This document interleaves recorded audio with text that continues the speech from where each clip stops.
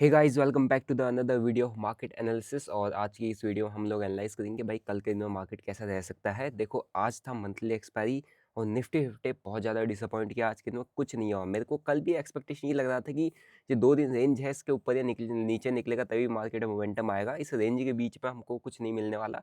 मैंने ट्रेड किया, मेरे को भी लॉस फेस करने को मिला था आज के दिन में। क्या फालतू मार्केट, इंडियन मार्केट चल रहा है अभी का। मतलब अगर आप देखोगे ना प्रीमियम्स को, लुक एट दिस प्रीमियम्स। ये दे भाई, मतलब ये है मार्केट। और ये विक्स को देखो, बेसिकली विक्स 13 पे चल रहा है भाई। मार्केट है ऐसी कंडीशन में जहाँ पर दुनिया भर में मछलियाँ निकल रही है। क्या क्या हो रहा है, क्या नहीं हो रहा है, आप देख रहे हो, है ना। वो डीप सी से ऐसी मछलियाँ आ रही जो बताती कि भाई दुनिया में जब ये देखी जाती है तो कुछ ना कुछ अनहोनी होती है, कुछ ना कुछ बड़ी दुर्घटना होती है। ट्रम्प टैरिफ लगा रहा है और भी कई सारी चीज़ें आपको देखने को मिल रही है कि इंडिया की इकोनॉमी स्लो डाउन हो रही है, चाइना का ग्रोथ देखी जा रही है, पैसा शिफ्ट हो रहा है, प्रॉफिट बुक कर रहे हैं, ग्लोबल टेंशन है, क्रिप्टो क्रैश कर रहे हैं। हमारा विक्स देखो भाई 13 पे चल रहा है यार।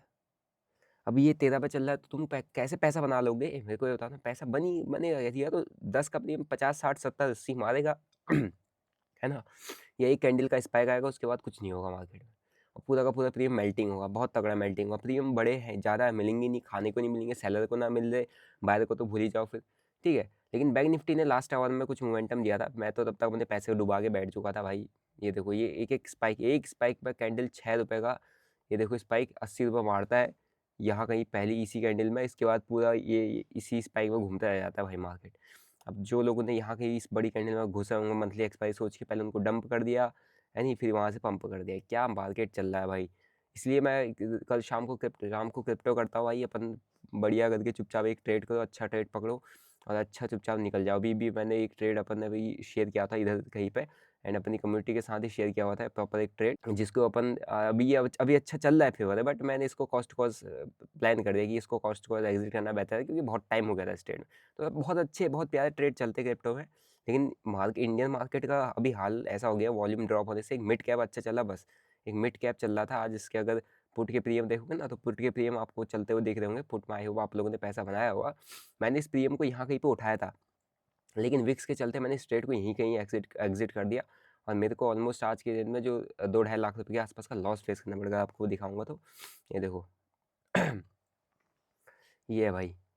सो इस मंथ, ये वाला मंथ मेरा एंड हुआ। मैंने ज़्यादा दिन ट्रेड नहीं किया, बट इस मंथ में अभी ऑलमोस्ट आज के लॉस को मिला के ऑलमोस्ट आप कह सकते हो 5 लाख के नेट लॉस इस मंथ के को क्लोज कर रहा हूँ।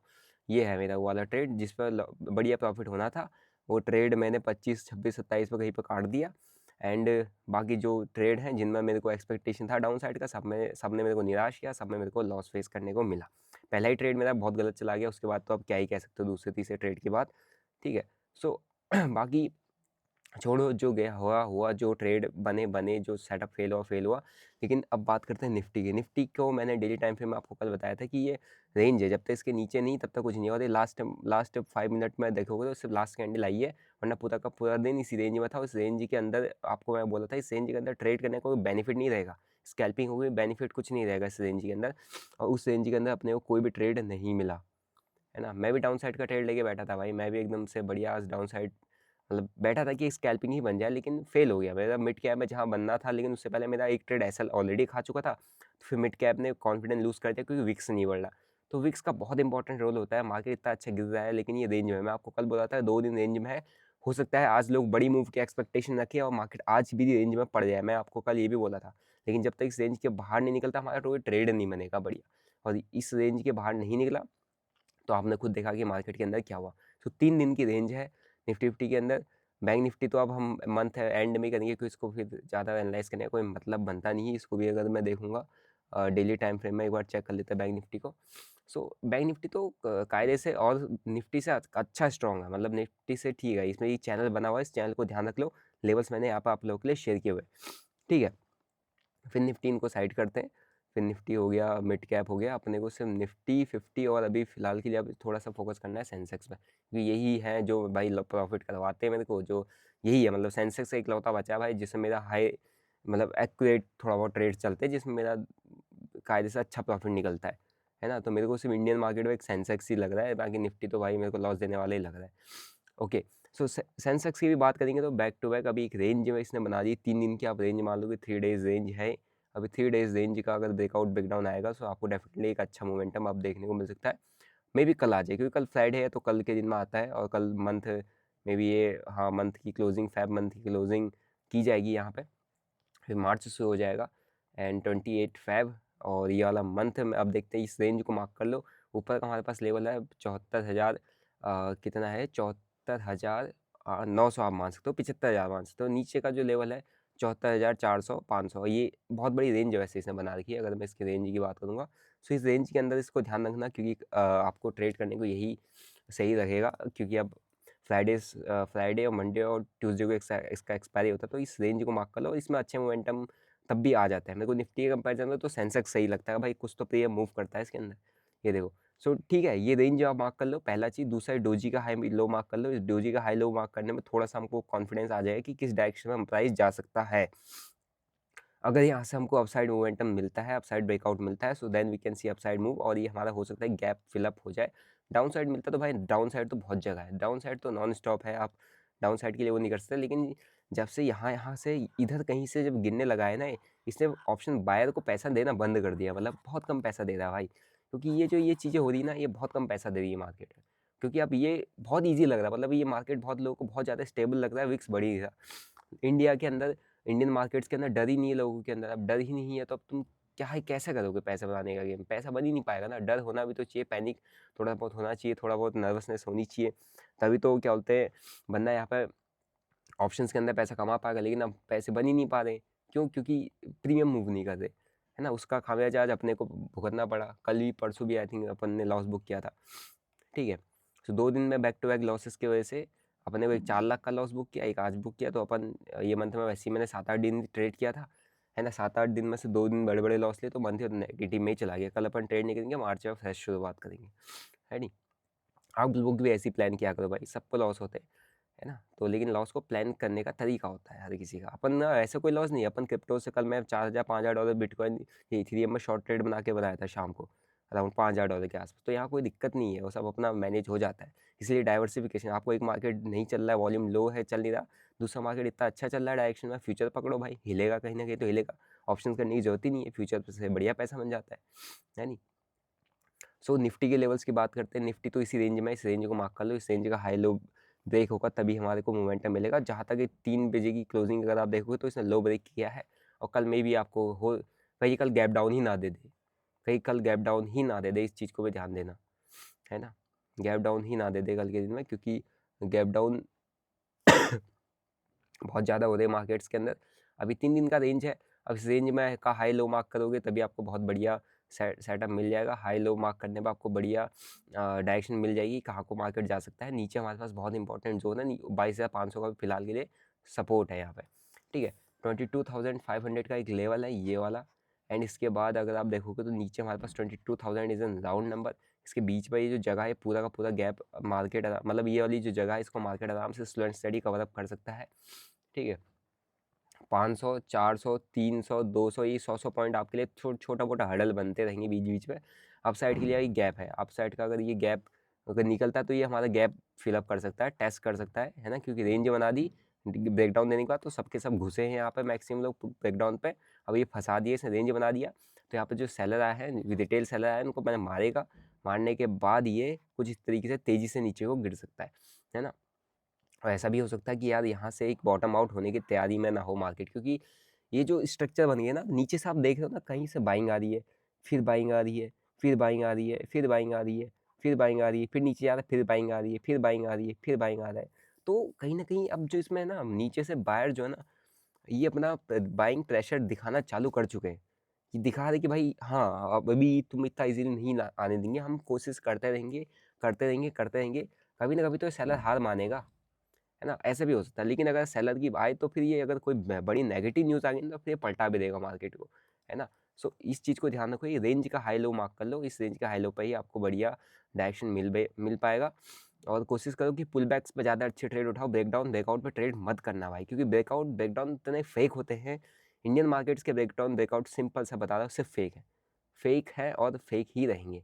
10 में से 2 चल जाएंगे और एकदम से चलेंगे स्ट्रेट, तुमको लगेगा कि यार भाई ये ब्रेकआउट ब्रेकडाउन तो चलते हैं, लेकिन तुम फिर जब उस पर रिलाई करने लग जाओगे ना, ट्रस्ट करने लग जाओगे कि यार ये चलते हैं, चलो पैसा डाल देते हैं, तो हमेशा फंस जाओगे।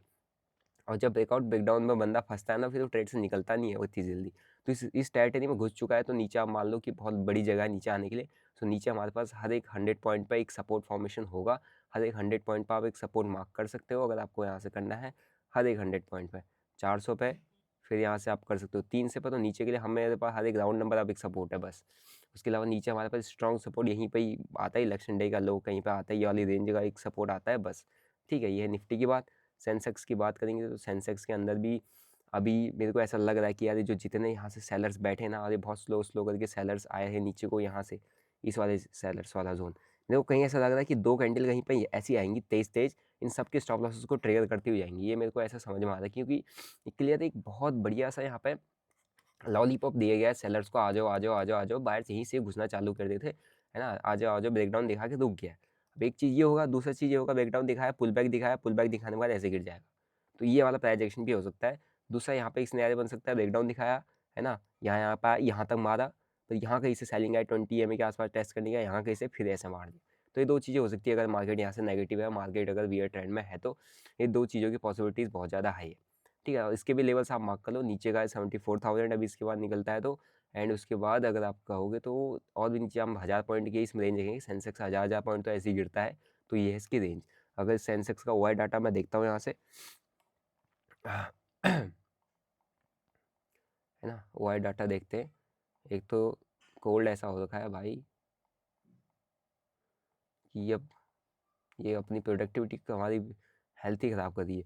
72,000 सेलर्स ने तो बहुत बड़ी रेंज में बैठा हुआ, से लग रहा है कि भाई इतना इतना दूर तो जाने से रहा, यहाँ ऐसे बेच देता हूँ। ऊपर हमारे पास 75,000 एक राउंड नंबर है, एंड नीचे हमारे पास यहीं पे सपोर्ट बना चुका है 74,500 पे।